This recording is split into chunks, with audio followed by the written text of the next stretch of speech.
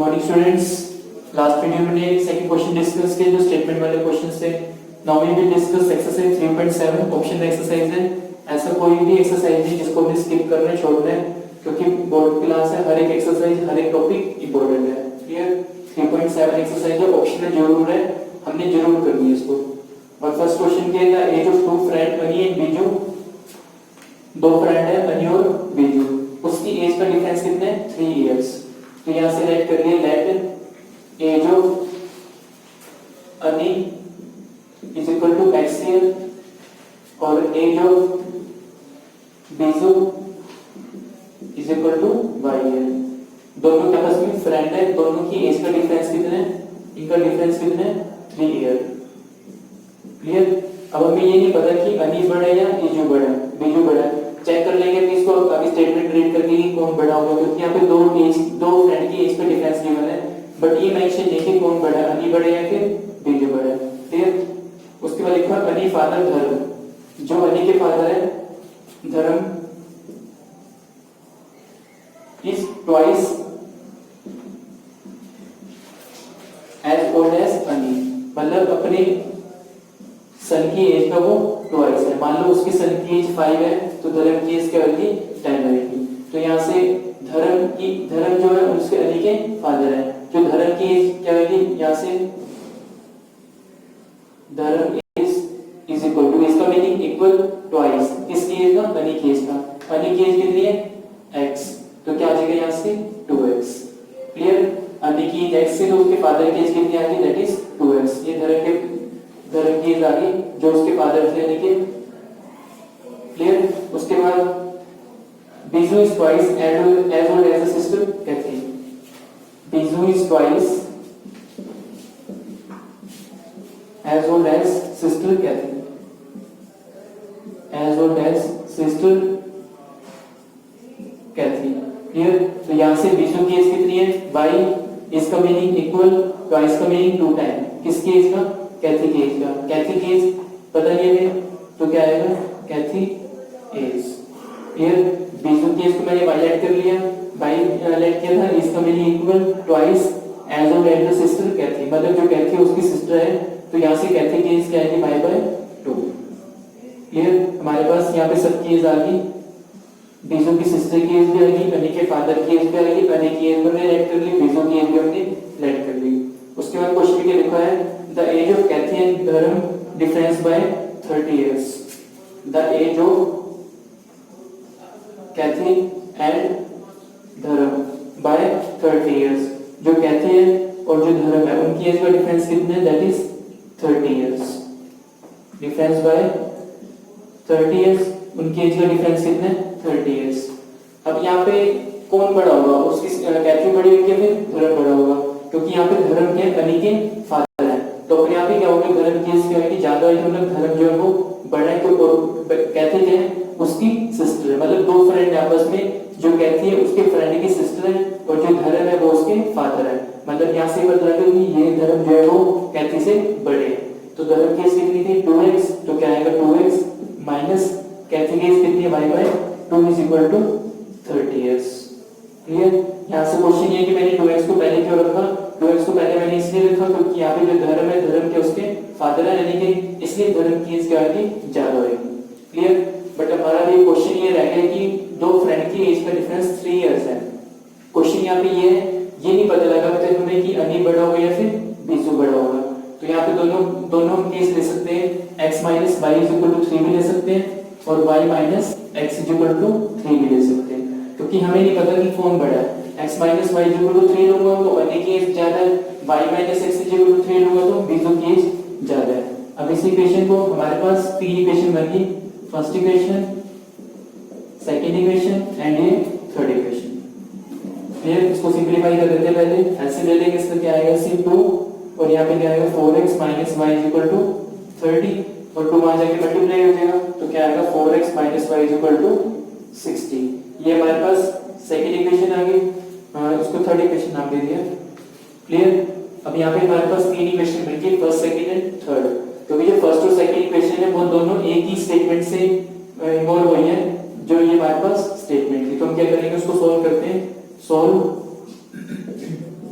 First and third, एक बार first और third को आपस में सोल्व करेंगे, फिर सेकंड एंड थर्ड को आपस में सोल्व करेंगे। फर्स्ट और थर्ड इसलिए सोल्व करेंगे क्योंकि ये अलग केस है, ये अलग केस है। सेकंड और थर्ड को इसलिए सोल्व करेंगे क्योंकि इसी केस का पार्ट है। इसको थर्ड के साथ सोल्व करेंगे, इसी को भी थर्ड के साथ सोल्व करेंगे। तो क्या आएगा देखते हैं, x minus y is equal to 3 हमारे पास गिवन है, और दूसरी स्टेटमेंट हमारे पास क्या है, 4x minus y is equal to 60। यहाँ से इसके एलसीएम सोल्व कर लेंगे, इसको साइन चेंज कर देंगे, प्लस का था माइनस का हो जाएगा, माइनस का था प्लस का हो जाएगा, और ये प्लस का था माइनस का हो जाएगा। y से y कट क्या आएगा, minus 3x is equal to minus 57, minus से माइनस कर देगा, क्या आएगा 3x is equal to 57, और x की वैल्यू कितनी आ जाएगी यहाँ से 90। क्लियर, मतलब x हमारे पास क्या था, अनी केस कितनी आ गई 90।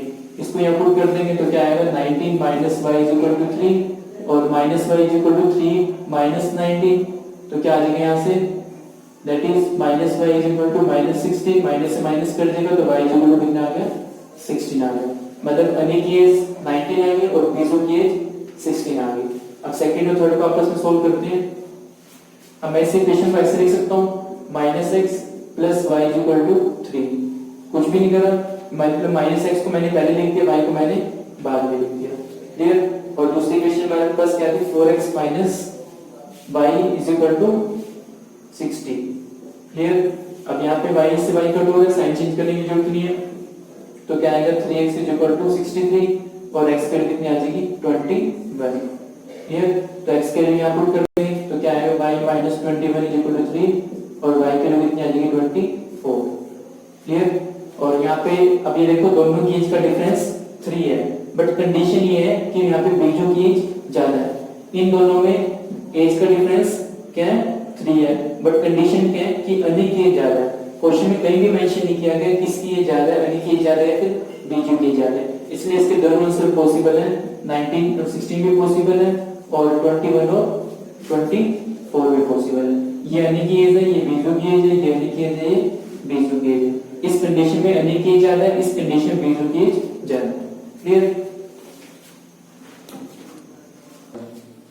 Question number 7, one says give me 100। एक फ्रेंड ने दूसरे फ्रेंड को कहा कि मुझे 100 रुपीस दो, I shall then become twice as rich as you. मैं तुम्हारे कंपैरेटिवली क्या हो जाऊंगा, ट्वाइस हो जाऊंगा। जितने तुम अमीर हो उसके कंपैरेटिवली क्या हो जाऊंगा, ट्वाइस हो जाऊंगा। समस्या क्वेश्चन को क्या है, यहां से लेट कर लिया, लेट वन, यहाँ पे 2 पर्सन की बात हो रही है, let one person have x rupees, कि लेट कर लेके वन पर्सन के पास x रुपीस है, जो सेकंड पर्सन है उसके पास y रुपीस है। क्लियर, अब क्वेश्चन में क्या लिखा हुआ है, वन सेज, फर्स्ट वाले ने कहा सेकंड वाले को गिव मी 100 रुपीस, कि आप मुझे 100 रुपीस दीजिए, मतलब इसने 100 रुपीस इसको दिए। क्लियर, मतलब मान लो मैं किसी को 100 रुपीस दे रहा हूं तो मेरे पास 100 रुपीस कम हो जाएंगे, कम होने का मीनिंग माइनस हो गए, और जिसको दूंगा उसके पास 100 रुपीस ज्यादा हो जाएंगे। क्लियर, वन पर्सन के पास, वन पर्सन ने दूसरे वन पर्सन ने सेकंड वाले को कहा कि मुझे 100 रुपीस चाहिए, तो सेकंड वाले ने 100 रुपीस उसको दे दिए। जब उसने 100 रुपीस दिए तो इसके पास 100 रुपीस कम हो गए, इसके पास 100 रुपीस ज्यादा हो गए। क्लियर, उसके बाद क्या लिखा है, आई शैल, आई का मीनिंग यहाँ पे वन पर्सन की बात की है, जो फर्स्ट फ्रेंड है उसकी बात की है। I shall then become twice as rich as you, as rich as you, मतलब मैं क्या हो जाऊंगा, अमीर हो जाऊंगा, तुम्हारे कंपैरेटिवली 2 गुना अमीर हो जाऊंगा। तो समझते हैं इसको, मतलब ये 2 गुना अमीर हो रहा है, 2 गुना रिच हो रहा है, तो दोनों को आपस में इक्वल रखने के लिए 2 से किसको मल्टीप्लाई करेंगे, जो रिच नहीं होगा उसको 2 से मल्टीप्लाई करेंगे। मान लो मैंने जैसे आई का मीनिंग यहाँ पे क्या है, वन फ्रेंड, तो वन फ्रेंड के पास कितने रुपीस हो गए, x प्लस 100। क्लियर, और शैल का मीनिंग बताया था मैंने कि इज बार बाजवर का मीनिंग क्या होता है, इक्वल, ट्वाइस, 2 गुना। अब सेकंड वाले के पास 100 रुपीस क्या हो गए, कम हो गए। सेकंड वाले ने इसको 100 रुपीस दी, जिससे ये क्या हो गया, अमीर हो गया, 2 गुना अमीर हो गया। तो दोनों को आपस में इक्वल करने के लिए जो अमीर नहीं होगा उसको 2 से मल्टीप्लाई कर देंगे। क्लियर, और दूसरी इक्वेशन क्या बनेगी, if you give me 10, if you give me 10, I shall be 6 times, I shall be 6 times as rich as you। Statement को आप खुद बनाने की कोशिश करो, वीडियो को पॉज करके खुद बनाने की कोशिश करो कि क्या क्वेश्चन में कहा गया है। If you give me 10 rupees, कौन ये रिप्लाई है सेकंड पर्सन का, कि जो अदर है उसने रिप्लाई किया, अदर रिप्लाई। अब सेकंड पर्सन ने फर्स्ट वाले को रिप्लाई किया कि जो अगर आप मुझे 10 रुपीस दोगे, मतलब फर्स्ट वाले के पास 10 रुपीस कम हो गए, सेकंड वाले के पास 10 रुपीस ज्यादा हो गए। अब सेकंड वाले पर्सन ने कहा कि मुझे 10 रुपीस चाहिए, तो जब उसको 10 रुपीस मिलेंगे तो उसके पास 10 रुपीस ज्यादा हो जाएंगे, तो कहीं ना कहीं फर्स्ट पर्सन के पास 10 रुपीस कम हो जाएंगे। तो फर्स्ट पर्सन के पास कितने हो जाएंगे, x माइनस 10, इसके पास कितने हो जाएंगे, y प्लस 10। क्लियर? तो पढ़ते हैं क्वेश्चन। अदर रिप्लाई, अदर का मीनिंग यहाँ पे क्या है, सेकंड पर्सन ने रिप्लाई किया if you give me 10 rupees, कि जो अगर आप मुझे 10 रुपीस दोगे, किसको मिल रहे हैं, यहाँ पे यू कौन है, second person. If you give me 10 rupees, sorry, if you give me 10 rupees, यहाँ पे यू कौन है, फर्स्ट पर्सन, जो पहले वाला पर्सन है। अब इस फर्स्ट पर्सन ने इसको 10 रुपीस दिए, तो इसके पास क्या हो जाएंगे, 10 रुपीस ज्यादा हो जाएंगे। If you give me 10 rupees I यहाँ पे कौन है, सेकंड पर्सन। जो अब यहाँ पे सेकंड पर्सन कह रहा है फर्स्ट पर्सन को कि जो अगर आप मुझे 10 रुपीस दोगे तो मैं क्या हो जाऊंगा, 6 टाइम रिच हो जाऊंगा एज कंपेयर टू यू। यहाँ पे कौन बात कर रहा है, सेकंड पर्सन। यहाँ पे आई कौन है, सेकंड पर्सन। तो सेकंड पर्सन के पास 10 रुपए ज्यादा हो गए। शेयर का meaning equal 6 time as rich as you, मतलब x माइनस 10, क्योंकि यहाँ पे यू कौन है, दैट इज फर्स्ट पर्सन। तो फर्स्ट पर्सन के पास क्या हो गया, x माइनस 10 हो गए, और जिसने कहा कि मुझे 10 रुपीस चाहिए तो उसके पास 10 रुपए क्या हो गए, ज्यादा हो गए। क्लियर? तो यहाँ से इस इक्वेशन को सिंपलीफाई करते क्या आएगा, x plus 100 is equal to 2y minus 200। तो यहाँ से क्या आएगा, x प्लस का 2y यहाँ जाके माइनस का हो जाएगा, तो क्या आएगा माइनस 200, और ये प्लस का 100 है, वहां जाके माइनस का 100 हो जाएगा। तो क्या आएगा, x minus 2y is equal to minus 300। Clear? ये हमारी इक्वेशन बन गई। यहाँ से इसको भी सिंपलीफाई कर लेंगे, क्या आएगा, y plus 10 is equal to 6x minus 60। तो क्या आ जाएगा, प्लस का 10 है, ये माइनस का 60 वहां जाके प्लस का 60 हो जाएगा, तो क्या आएगा 6x माइनस y। तो 10 प्लस 60 कितना आ जाएगा, दैट इज 70। तो यहाँ से क्या आएगा, 6x minus y is equal to 70। दोनों इक्वेशन को हम सिंपलीफाई कर लेंगे, चाहे एलिमिनेशन से करो, सब्स्टिट्यूशन से करो, और यहाँ से हम कैलकुलेट कर लेंगे फर्स्ट पर्सन के पास कितने रुपीस थे, सेकंड पर्सन के पास कितने रुपीस थे। Okay, question number 3, A train covered a certain distance at a uniform speed. Uniform speed का मीनिंग क्या है कि equal distance in equal interval of time. क्योंकि अपने 9th क्लास में पढ़ोगे मैं साइंस के अंदर कि इक्वल यूनिफॉर्म स्पीड का मीनिंग क्या होगा, equal distance in equal interval of time. If the train would have been 10 kilometre faster, जो वो ट्रेन की स्पीड 10 किलोमीटर पर आवर ज्यादा होती है तो वो अपने शेड्यूल टाइम से उसको 2 आवर कम लगेगी। हमें पता ही है कि जो किसी की स्पीड ज्यादा होगी तो उसको टाइम कम लगेगा। और दूसरा केस है कि जो उस ट्रेन की स्पीड 10 किलोमीटर पर आवर से कम होती है तो उसको 3 आवर ज्यादा लगते हैं उसकी शेड्यूल टाइम से। अब हमारे पास क्वेश्चन में किसी भी चीज की एग्जैक्ट वैल्यू नहीं दे रखी, ना टाइम की, ना स्पीड की, ना डिस्टेंस की, और हमने क्या निकालना है, डिस्टेंस निकालना है। बट क्वेश्चन में हमारे पास स्पीड और टाइम से रिलेटेड कुछ गिवन है, तो हम यहाँ पे स्पीड और टाइम को लेट कर लेंगे। Let speed of train is equal to x kilometre per hour, और टाइम टेकन बाय ट्रेन, और उस ट्रेन को कितना टाइम लग रहा है, that is y kilometre per hour. अब यहाँ पे हमारे पास गिवन है कि यूनिफॉर्म स्पीड। यूनिफॉर्म स्पीड का मीनिंग क्या होगा कि इक्वल डिस्टेंस ट्रेवल कर रही हो। इक्वल डिस्टेंस का मीनिंग क्या है कि जो ट्रेन की स्पीड इंक्रीज हो रही है तब भी डिस्टेंस सेम रहेगी। मानो मुझे कहीं भी, मानो मुझे दिल्ली जाना है तो मैं ट्रेन से जा रहा हूँ, मैं पैसेंजर ट्रेन से जा रहा हूँ, एक्सप्रेस ट्रेन से जा रहा हूँ, तो डिस्टेंस तो मेरी सेम ही रहेगी। चाहे पैसेंजर ट्रेन से जा रहा हूँ तो स्पीड कम लगेगी, स्पीड कम होगी, टाइम ज्यादा लगेगा। पैसेंजर ट्रेन से जा रहा हूँ तो स्पीड इंक्रीज होगी, टाइम कम लगेगा, बट डिस्टेंस क्या रहेगी उसकी, सेम रहेगी। इसलिए मैं उस केस को बोलूंगा यूनिफॉर्म स्पीड। यूनिफॉर्म स्पीड का मीनिंग है डिस्टेंस सेम ही ट्रेवल करनी है ट्रेन ने, वो डिपेंड करती है कि उसकी स्पीड कम है या फिर ज्यादा है। तो यहाँ से हम डिस्टेंस निकाल लेंगे।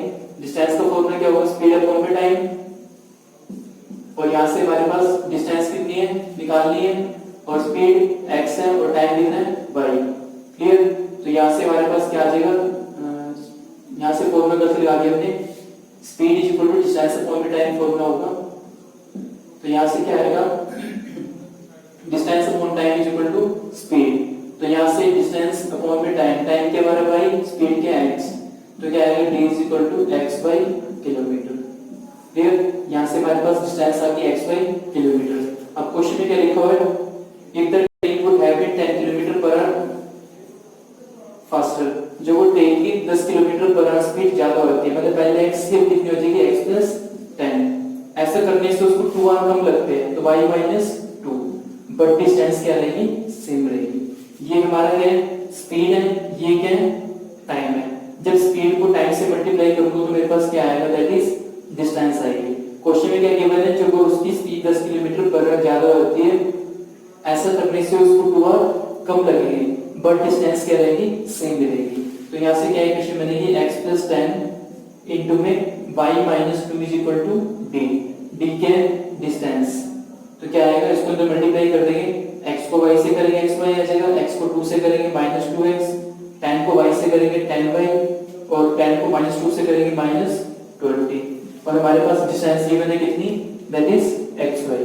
क्लियर, xy से xy कट हो जाएगा, तो क्या आएगा, माइनस 2x प्लस 10y, और ये माइनस का 20 है, वहां जाके क्या हो जाएगा, प्लस का 20 हो जाएगा। क्लियर, ये मेरे पास क्या आ गया, minus 2x plus 10y is equal to 20। अब दूसरी इक्वेशन क्या बनेगी, d is equal to x into में बाई डिस्टेंस, स्पीड इंटू में टाइम, डिस्टेंस सेम रहेगी। और हमारे पास क्या गिवन है कि जो वो स्पीड 10 किलोमीटर पर आवर कम हो जाए, ये क्या था स्पीड, ये क्या था टाइम, जो वो स्पीड 10 किलोमीटर पर आवर कम हो रही है, ऐसा करने से उसको 3 आवर ज्यादा लगेगा, तो क्या आएगा, y प्लस 3। टाइम, डिस्टेंस कम हो रही है, सॉरी स्पीड कम हो रही है, टाइम ज्यादा लग रहा है, बट डिस्टेंस क्या रहेगी, सेम रहेगी। क्लियर, तो क्यों सेम रहेगी, क्योंकि हमारे पास क्वेश्चन में गिवन है यूनिफॉर्म स्पीड, इसलिए मैं डिस्टेंस का फॉर्मूला ले स्पीड इनटू में टाइम। अब क्वेश्चन में क्या लिखा है, जो वो 10 किलोमीटर पर आवर कम हो जाए और टाइम बढ़ जाए, तो उसकी डिस्टेंस क्या रहेगी, तब भी सेम रहेगी। तो d के प्लेस पे क्या आ जाएगा, xy, और यहाँ से x को y से करेंगे xy, x को 3 से करेंगे 3x, माइनस 10 को y से करेंगे माइनस 10y, और माइनस 10 को 3 से करेंगे माइनस 30। तो xy से xy कट जाएगा, ये माइनस का 30 वहां जाके प्लस का 30 हो जाएगा, तो क्या आएगा, 3x minus 10y is equal to 30। Clear, यहाँ से दोनों इक्वेशन को सोल्व कर लेंगे, देखते क्या आएगा। यहाँ से दूसरी इक्वेशन हमारी क्या है, 20 is equal to minus 2x plus 10y, sign change करने की जरूरत नहीं है, 10y से 10y कट जाएगा, तो क्या आएगा, 50 इज इक्वल टू x। दोनों इक्वेशन को हमने सोल्व कर लिया। यहाँ से x की वैल्यू क्या आ गई, 50, x क्या था हमारा, स्पीड, स्पीड कितनी आ गई, 50। अब यहाँ से हम टाइम निकाल लेंगे, इस 50 को हम पुट कर देंगे, चाहे इस इक्वेशन के अंदर पुट करो, चाहे इस इक्वेशन पुट करो। मान लो मैं यहाँ पुट कर रहा हूँ, तो क्या आएगा, चेक करते हैं, माइनस 2 इंटू में 50 plus 10y is equal to 20, तो क्या आएगा, minus 100 plus 10y is equal to 20, और 10y इज इक्वल टू क्या आएगा, 20, ये माइनस का 100 था, वहां जाके क्या हो जाएगा, प्लस का 100 हो जाएगा। क्लियर, क्या आएगा, 10y इज इक्वल टू 120, और यहाँ से y की वैल्यू क्या आएगी, 120 अपॉन में 10, 0 से 0 कट जाएगा, तो y की वैल्यू कितनी आ जाएगी, 12, और y हमारा क्या था, यहाँ पे टाइम था, और x हमारा क्या, स्पीड है, तो स्पीड कितनी आ गई, 50 हमारा क्या था, 50 किलोमीटर पर आवर उसकी क्या आ गई, स्पीड आ गई, और y क्या था हमारा, टाइम टेक कर पाया था ट्रेन, यहाँ पे y आ रहा है, गलती से y किलोमीटर पर आवर लिख दिया था, y आ रहा है, तो टाइम इसमें कितना लगेगा, दैट इज 12 आवर। और हमें क्वेश्चन में क्या निकालनी है, डिस्टेंस निकालनी है, d is equal to x into में y, और x हमारे पास क्या है, 50, और y हमारे पास क्या है, 12, तो डिस्टेंस कितनी आ जाएगी, 600 किलोमीटर। मतलब उस ट्रेन ने 600 किलोमीटर डिस्टेंस को ट्रेवल किया, जब उसकी स्पीड 10 किलोमीटर पर आवर ज्यादा होगी, टाइम कम लगा, और 10 किलोमीटर पर आवर स्पीड कम होगी, 3 आवर ज्यादा लगी, तब जाकर उसकी डिस्टेंस कितनी आई, 600 किलोमीटर।